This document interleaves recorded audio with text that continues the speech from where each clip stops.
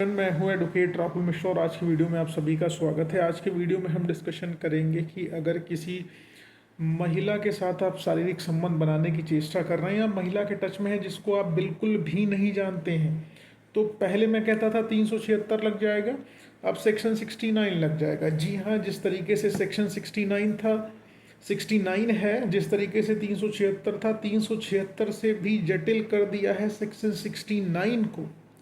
Section 69 detail में बात करूंगा कि एक वाकया ऐसा हुआ है कि जो सेक्शन 69 अब लगवा देगा एक क्लाइंट के ऊपर। एक व्यक्ति हैं, पुलिस में नौकरी करते हैं, वो शॉपिंग मॉल में शॉपिंग करने गए, सेल्स गर्ल्स ने उनका नंबर ले लिया, उससे लगातार इनकी आपस में बातचीत होने लगी और उसके बाद उस महिला ने इनको जो है प्रताड़ित करना स्टार्ट कर दिया कि ऐसा है, मिलने आओ, बातचीत करो, आई लाइक यू, दुनिया भर की चीज़ें जो नौटंकियाँ होती हैं वो सारी चीज़ें हुई। क्योंकि 6,000 8,000 की सैलरी में घर नहीं चलता है। आपको ऐसा बंदा चाहिए जो आपका घर चला सके, आपकी रिक्वायरमेंट्स को पूरा कर सके। क्योंकि शहर में बाहर से रहने आए हैं, बहुत सारी नाजायज जो है आदतें पड़ जाती हैं जिनकी वास्तविकता में आपको ज़रूरत नहीं होती है। तो इसलिए 6,000 8,000 में आपका काम नहीं चलेगा। शॉपिंग मॉल में, छोटे से आउटलेट में सेल्स गर्ल है अगर आप, तो आपका खर्चा नहीं चलेगा। तो ऐसी कंडीशन में कोई ना कोई बंदा आपने फंसना है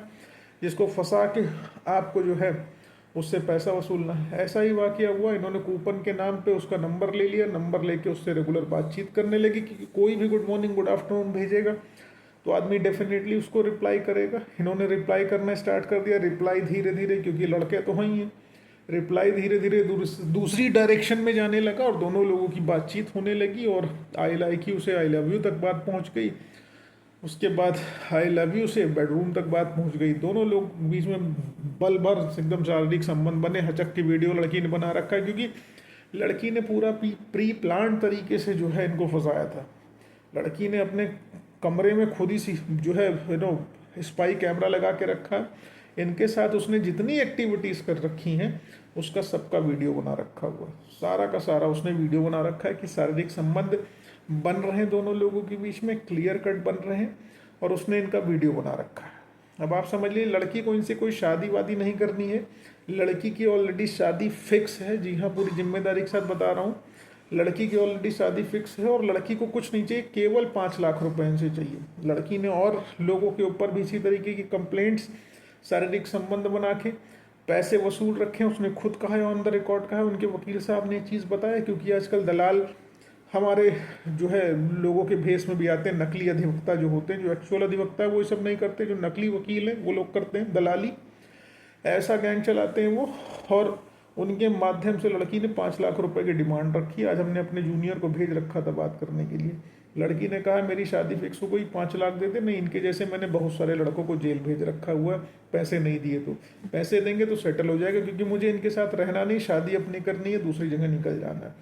अब आप समझ लीजिए कि उसी महिला ने वीडियोस बना रखे हैं, खुद के वीडियोस उसने क्रिएट कर रखे हैं और सहमति से संबंध बन रहे, कोई उसमें दिक्कत नहीं। क्योंकि इनिशियल स्टेज पर दोनों लोगों के बीच में था कि सहमति से संबंध बन रहे, बाद में अलग हो जाएंगे, क्योंकि दोनों लोगों की कंसेंट थी, पॉजिटिव कंसेंट थी। लेकिन महिला है वो, उनके लिए आसान है 376 में उसको कन्वर्ट कर देना और एलिगेशन लगा के पैसा वसूल लेना। ये इन सिलसिला लगभग 1 साल से चल रहा था लगातार। मेरे पास ये पहले भी आए थे, मैंने बोला था FIR लिखा दो। मैंने मैंडमस भी कराया था 156(3) के लिए हाई कोर्ट से। इन्होंने उसकी कॉपी अपने यहाँ के कप्तान को रिसीव नहीं कराई, अदरवाइज लड़की के विरुद्ध इनकी FIR रजिस्टर हो गई होती। अब लड़की इनके पीछे लग गई है पिछले 5-7 दिनों से। अब वो सेक्शन 69 में FIR लिखाएगी। जो शादी का झांसा देते हुए शारीरिक संबंध बनाने की बात कही गई ना सेक्शन 69 में, अब सेक्शन 69 में 10 साल की सजा है। पहले 7 ईयर तक की पनिशमेंट में आदमी निपट जाता था, 7 साल 8 साल की सजा में बाहर आ जाता था। लेकिन अब लड़की ने क्लियर कट एलिगेशन लगाए हैं कि शादी का झांसा देते हुए इन्होंने शारीरिक संबंध बनाया। और लड़की से रुकी सिर्फ इसलिए थी कि सेक्शन 69 इम्प्लीमेंट हो जाए, यानी कि नए कानून इम्प्लीमेंट हो जाए और इनको हैवी पनिशमेंट करा सके। अब आदमी क्योंकि पुलिस में सिपाही है, उसको अपनी नौकरी बचानी है, बचना है, तो बचने के लिए किसी स्तर तक चला जाएगा, किसी लेवल तक चला जाएगा। तो इसलिए वो महिला इंतजार करती रही कि 1 जुलाई से नए जो है संहिता लागू हो जाए, उसके बाद वो एफआईआर लिखाए, उसके दिन से हचक के वसूली करे, बल भर पैसा ले ले। तो आप समझ सकते हैं कि अगर आप फालतू की लबराई करने की आपकी आदत है, क्योंकि पुलिस वालों की एक आदत बहुत ख़राब होती है, लबर लबर सब तरफ करने की आदत होती है। सोचते महिला मिली हम कुछ भी कर लेंगे, हमारा कुछ नहीं उखाड़ पाएगी, हम वर्दी का धौंस दे देंगे। लेकिन सबसे ज़्यादा डरपोक जो होते हैं पुलिस वाले ही होते हैं। शारीरिक संबंध तो आप चौड़े होके बनाते हैं बाद में, लेकिन बैठ के रोते हैं। रोने की आपकी दशा इतनी ज़्यादा हो जाती है कुछ कहने को नहीं। इसलिए कहीं भी लबर लबर मत करिए। और सेक्शन 69 में ही वो एफआईआर इसलिए लिखा रही कि ताकि 10 साल की कैद के डर से आप उसको मोटा पैसा दे सको, कॉम्प्रोमाइज़ अच्छा हो सके।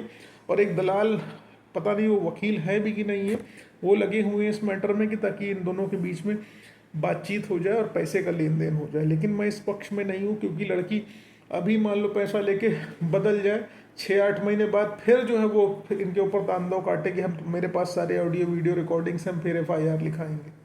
तो पैसा दे के निकलना सोल्यूशन नहीं है। आप किसी भी स्टेज पर पैसा जा सकते हो। एक और पुलिस वाले इससे पहले आए थे, उनको लड़की ने 2-2 बार उससे पैसे वसूल लिए और उन्होंने पैसे दिए भी। तो ऐसे चीज़ों के चक्कर में ना पड़िए। जब भी फॉल्स एफआईआर हो या लड़की आपको धमकी दे कि आपके विरुद्ध वो 376 जैसी संगीन धारा में मुकदमा दर्ज करा देगी। अब सेक्शन 69 हो गया, शादी का झांसा देते हुए शारीरिक संबंध बनाने का एलिगेशन लगा देगी, तो आप तुरंत एफआईआर क्वेश्चनिंग में आइएगा, अदरवाइज आपको दिक्कत हो जाएगी, ये समझिएगा। और अगर ज़्यादा ओवर स्मार्ट बनेंगे तो फंस जाएंगे। नेगोशिएशन की स्टेज लाने की चेष्टा मत करिएगा। अगर नेगोशिएशन की कोशिश करेंगे तो नेगोशिएशन आप पर बहुत भारी पड़ जाएगा और आपको हैवी नुकसान हो जाएगा, उसकी वजह से आपको झेलना पड़ेगा। पहले अपनी प्रोटेक्शन कर लो, अपने आप को बचा लो, उसके बाद नेगोशिएशन करो।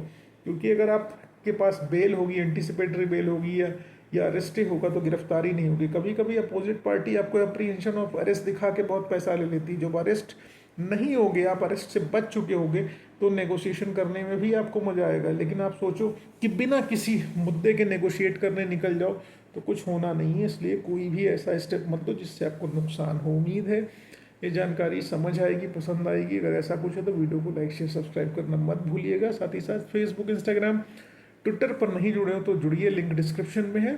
Thank you so much. जय हिंद, जय भारत।